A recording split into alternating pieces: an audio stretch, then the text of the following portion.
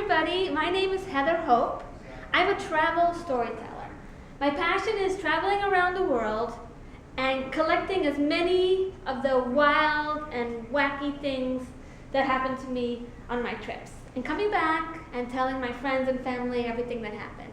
And I'm sure that many of you, when you go home from a trip, you're so excited to tell your friends everything that happened, and you get everybody together and you start telling them, and after like one or two sentences, their eyes start to glaze over, and you can tell they're not listening, and they're nodding and smiling, but they're not there. They're going over their to-do list in their head.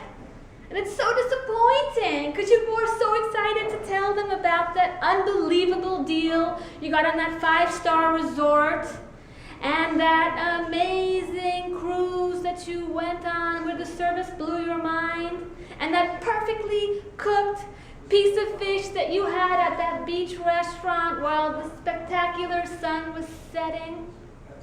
But nobody cares. And you know that because you've experienced that, and so have I. And it's so disappointing.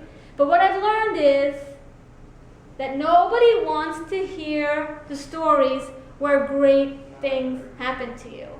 They want to hear about that time where you were going to you were going to a black tie wedding and you lost your luggage. Or that time where something happened and you were so frustrated that you actually sat down on the curb and cried in front of everybody. Or that time where you were hiking and you nearly broke your leg and you were hundreds of miles from the closest hospital. These are the stories that people want to hear. And so I made it my life's business to remember these stories. So this story started in one of our favorite ports in the island of Puerto Rico called San Juan. And I'm sure many of you have been here. I'm going to show you some pictures. My husband, Volkan, who's in the audience, is the phenomenal photographer that you're going to see today. So we're in the island of Puerto Rico in the lovely, picturesque city of San Juan. And one of the reasons we like it so much is because it's great for taking strolls during the day or as the sun's setting. Here we are walking around the fort in the seaside walk called the Moros. There's beautiful colonial architecture. And when we go on a cruise that leaves from Puerto Rico, we like to stay a few days before or after and get into the grittier parts of the city. Here we are at the market of Rio Piedra, where locals like to go to all the different stalls where they specialize in different Puerto Rican food. And this one is our favorite. It's the roast pork stall. We have to stand in line and eat on the picnic table, but it's worth it. After a couple of days in the lovely town of San Juan, we get on the ferry and we go to an island, which is a Puerto Rican island off the coast of the mainland of Puerto Rico called Vieques. The lush island, famous for its wild horses, which I have to tell you are pretty tame acting. And my husband remarked the first time we went there, how come the horses aren't acting more wild? They're just wandering around people's homes, eating the vegetation. The island is known for its bioluminescent bay. And at night, you take a tour there where you get in a canoe or onto a boat and you paddle around, and you'll notice that if you touch the water or disturb it in any way, it glows. Now, back in the day when I first started going to Vieques, we used to jump out of our canoes and swim around in the warm tropical water at night, and it was really fun because you can disturb the water with your hands, lift up some water, and then you can see the tiny glowing shrimp flowing down your arms like little tiny fairy dust. But since then, there's been a tragedy. A woman who happened to be a diplomat was swimming in the Bio Bay one night with her tour, and she had her leg bitten by a shark. So as you can imagine now, they don't let you get out of your boats, and it's probably for the best. When you go there in the summer, the highlight is the fruit season. And there are mangoes everywhere. We call it an embarrassment of mangoes. Even the horses are sick of eating mangoes. Everywhere you go, you're just picking up gorgeous ripe mangoes. And we had so many mangoes, we didn't even know what to do with them. We were cooking them with everything. The island used to be owned by the U.S. Navy, and they were using it for bombing practice. And as you can imagine, and that went on for decades. And as you can imagine, the locals weren't too pleased with it, especially when somebody got killed accidentally. This is a bunker where they were keeping armaments. So a lot of hippies, political activists from the U.S., moved down to Vieques to help in the struggle against the Navy. And in the process, they fell in love with the island, and many of them still live there. And it's fun to get to know them. They'll tell you stories about the old days. There's also beautiful, very fancy, expensive resorts on the island. Family-style ones, super modern ones, and you can go check them out. But they were a little out of our price range. So we rented a little mother-in-law apartment in back of this house. This was the little porch. And that was the lady that we stayed with, a lovely local woman who didn't really speak English. One of the trials and tribulations that we had there was that the restaurants are also expensive. And we were on a tight budget, so we ended up eating a lot of beans out of a can. But the real reason that we go to Vieques are the exquisite beaches. See how happy we are? So one day, Volkan and I are at the beach. It's a gorgeous, perfect day on a gorgeous, perfect beach. And we're swimming around, and at some point he says to me, "See that island in the distance, not too far? Let's snorkel from the beach around that island and then come back." And, you know, we weren't married in those days, and I was always trying to be the cool and up for everything girlfriend. So I reluctantly said, "Yeah, let's do it." So we start swimming and swimming and swimming and swimming, and eventually we get to around the island, and I have to say that there was nothing to see. There were hardly any coral, there were no fish. It's a long swim, I'm exhausted, and I'm really not enjoying myself. And now that we've gone to the outer side of this little island, I didn't realize it at the time because I'm a city girl, but we're in open water. So it's very wavy. I lose Volkan, and I'm just thinking, get me out of here. I want to go back to my beach.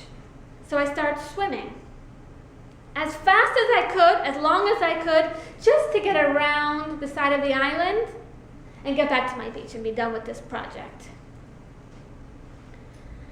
So I'm swimming and swimming and swimming and swimming, and then I look up, and I'm still traversing this little island, and it's taking me forever to get around it, and I thought it was a really small island. So I start swimming and swimming and swimming and swimming again, and I stop again, and I'm still on the backside of this island. So at this point, I am so tired that I just need to take a break. But there's no beach or anything that I could lie down on. It's all rock, and it's not like smooth, shiny rock that I could lie down and take a breather. No, it's like that black, volcanic, craggly rock, super sharp, and if you step on it, it's going to cut your feet. You know what I mean? Yeah. So, but I had no choice, and I'm just going to sit wherever I can. So I gingerly step up onto the rocks and try and find a way that I could sit down without cutting myself too badly. Catch my breath. And I know that if I can just walk around this island a little bit, around this corner, I'll be able to peer over and see my beach, which I just need to see so that I can have some kind of feeling of security. So I stagger over, trying not to cut myself around the corner. And instead of seeing sea and then my beach, what I see is that I am in a huge bay. Now, how is it possible that this tiny island has such a huge bay? All I can think of is that I have the worst sense of direction and spatial coordination, and that I completely misjudged the size of this island. Okay, it is what it is. I have to now swim through this enormous bay also. So I swim through it, I get to the side of it, I go around the bend, because I know that this is going to be the edge of the back of this island. And I get around, and what do I see? Another huge bay. And that's when I started second guessing the fact that I was on the island. In fact, I may have completely overshot the island, and I now may be standing on a peninsula that's jutting out of the mainland, far from that little island. But I can't be sure until I swim through this second giant bay. And so I do. And I get around to the edge, and I peer over, and I see that I'm on an enormous piece of land jutting out of the island of Vieques. And it's all jungle, and it's totally uninhabited, and there are no roads. But I have seen this peninsula from my beach, so and I know it's connected to the beach. Let me show you a picture. So this is where I started. Started on the beach. Vulcan and I swam over here with the intention to swim back to the beach. With our snorkels, wearing our goggles. But somehow, here where it got choppy, I put my head in with my goggles and I swam really hard, trying to get to the other side of it, but I've actually swam here. Probably took a breather around here, swam through this bay, then swam through this bay, and now I'm over here, and I can see the whole peninsula going down and meeting the rest of the island. So now here I am on the peninsula. I know I'm far away from where I need to be, but I know that if I walk across the peninsula, I can get back to my beach. But I also know that it has a high elevation, and that maybe when I get to up there, I'll be able to see down and see where I am so I can make it easily to the beach. So I start walking. But what I'm walking through is mangrove forest. It's just mud and tree roots and thorns. I'm not wearing any shoes. I don't have any flippers. And I'm walking and it's dark and jungly. And as I mentioned, I have a really bad sense of direction. And there's a good chance that I'm going to get lost. And if I get lost in the jungle, it's going to be very hard for somebody to find me. So after walking for a while, I decided to go back to where I had started. I forlornly went back to the edge of the peninsula. And I sat there, sadly, wondering what I could do. And I realized that I had two choices. I could sit there and wait to be rescued, or I could swim back. Now, if I waited to be rescued, it might not happen until the next day, because it's getting late in the day and it's getting dark, and nobody's going to be able to see me if it's dark, and I'm off the beaten track at this point. And that means that I'm going to have to sit here all night long in my wet bathing suit, and it's going to get cold. I'm not going to have a way to get warm, and I'm definitely going to be eaten by mosquitoes. And I have heard that you can get hypothermia very easily if your body temperature drops too low and you're not properly dressed. So I'm nervous about that. My only other option is to swim back. Now, it was so hard to get here in the first place. How am I possibly going to have the energy to swim all the way back? And once I pass that area with the bays, there is no stopping. It's cliff all the way back to my beach. Do I have the strength? I'm not like some fantastic Olympian swimmer. Do I have the strength to do this? So I sat there, and I thought, what to do. And I don't know why, but at some point I just said, let's try swimming. And I got into the sea, and I started swimming back. Swam through the first bay, second bay, now I'm in open water, and I have to admit, it was easier on the way back. Now, is that because the current was on my side? I don't know, but it was easier. So at some point I'm swimming and I can actually see the little island that's over there. And I'm like, goddamn island. Keep swimming. Now I'm at the part with the cliffs. I still have like 20 minutes left to swim and I'm super tired, trying to motivate myself. Keep swimming, keep swimming, keep swimming.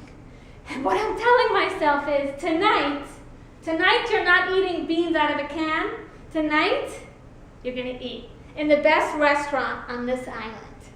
Keep swimming, keep swimming, keep swimming. And there's this little nagging fear that I have in my head that while I have done this whole crazy wild goose chase, my husband Volkan is looking for me. And he has gone into open waters to find me. And God forbid he has drowned looking for me. Because you know you do hear stories like that. And this horrible fear keeps coming into my consciousness. I'm swimming and swimming and swimming, trying not to think of any bad thoughts. Suddenly, I hear this very loud noise. So I stop, treading water, and I can't see a thing because my goggles are all fogged up. Pull my goggles down. I look up, and there is a giant red helicopter hovering above me. And I realize that somebody is trying to rescue me. And I think, oh no! Because I have heard that they charge tens of thousands of dollars to rescue you when you do something stupid. And I definitely cannot afford that. So I'm treading and waiting for them to do something, and they're not doing anything. And the helicopter's whirring is making the water so wavy that I can barely stay afloat at this point. The only thing I can do is keep swimming. So I get back in, and I start swimming. But every now and again, I stop, and I tread, and pull my goggles down to see if they're trying to do something, because if they're trying to rescue me, I don't want to make this more complicated than it has to be. And at some point, I see a man coming down a rope. Comes down, he grabs me, I grab him, he puts a harness on me, and we start spinning up super fast, and it's really cold, up until the helicopter. And when I get to the top, I peer in, and I see that there's no seats, just a metal bottom. And I kind of expected my husband to be sitting in the helicopter. I guess I'd seen too many movies. And I got in, and I asked them, where's my husband? And they said, your husband is at the beach. We're taking you to the beach. And I think, oh, cool, we're going to the beach. And we start flying over, and I look down. And in the meantime, my husband, for the past 2.5 hours, has been looking for me. When he and I were on the other side of that island and it got really choppy and we lost each other, he thought that I had swam back to the beach because he saw a woman walking on the beach. He swam back and he got there and he realized that it wasn't me. And at that point, he got a little nervous. And he went looking around and he found a policeman. You know how you never have a policeman when you need it? Well, policeman was there on the beach. And he went over and he asked him, "Can I use your binoculars?" And the policeman said, "Sure," lent him the binoculars and asked him what was going on. And Volkan told him that he and I had been swimming and he had lost his wife. And they peered over from the hill onto the bay, and it was so big they couldn't see anything, and I would have been a speck. And meanwhile, the policeman radios the Coast Guard, who's a few hours away by ship on the mainland of Puerto Rico. And he says they are sending over 2 Navy cutter ships and a helicopter to see if they can find your wife. And then they waited. And some other policemen gathered around and they all waited together. And at some point, one of the policemen tapped my husband on the shoulder and said, "Just so you know, there are sharks here." And my husband thought, "Oh, great, that's what I needed to hear." But he didn't actually think that I was eaten by a shark. When the helicopter arrived, they all saw it, and it did a big spin around the bay, and it stopped right by the cliffs. So close to the shore, so close to the beach. And at that point, the policeman said to Volkan, "They found your wife." And he was so glad. "But don't get too excited, sir, because we don't know what condition she's in." And that's when his worst fears became a reality. Because how could I be so close to the beach for the last 2.5 hours? And what he thought had happened was that I had gotten pushed by a wave into a rock and hit my head and must have been unconscious and drowned. And that's when he thought, "Oh no, my wife is dead. And now I have to call New York and tell her mother that her daughter is dead. How am I going to do this?" And then the helicopter started flying towards the beach. And the policeman said, "Oh, they're coming here. That's a good sign. They wouldn't bring your wife back to the beach unless they knew she was okay." So here I am in the helicopter, flying to the beach, and I look down, and I see fire trucks, police cars, ambulances, and lots of people all looking up and pointing at me. And I think, "Oh my God, what have I done?" The helicopter lands, and I get out, and Volkan and I run to each other, and we hug, and he's crying and trembling, and we're holding each other. Everybody is cheering. And just at that moment, a policeman runs up to us and says, "Ma'am, what is your social security number?" And I panic and I say, "I don't remember." He said, "That's okay." And my husband whispered to my ear, "I already told him everything." So we keep hugging, and everybody's cheering. And then we're walking off into the sunset together. But for days after that, my husband was an emotionally drained zombie. So luckily, we had booked a cruise for the last part of our trip. Thank goodness we had that cruise to rejuvenate ourselves. We ate really well. We went to beautiful ports. And we had a great ending to our trip. Does anybody have any questions? Sir? Do you still listen to your husband? Good question. Do I still listen to my husband is the question. And the answer is that now, that was when I was his girlfriend. We're married now. So no, I don't have to listen to my husband anymore. And what I listen to is my gut. And that is what keeps me safe when I'm traveling. Thank you all very much.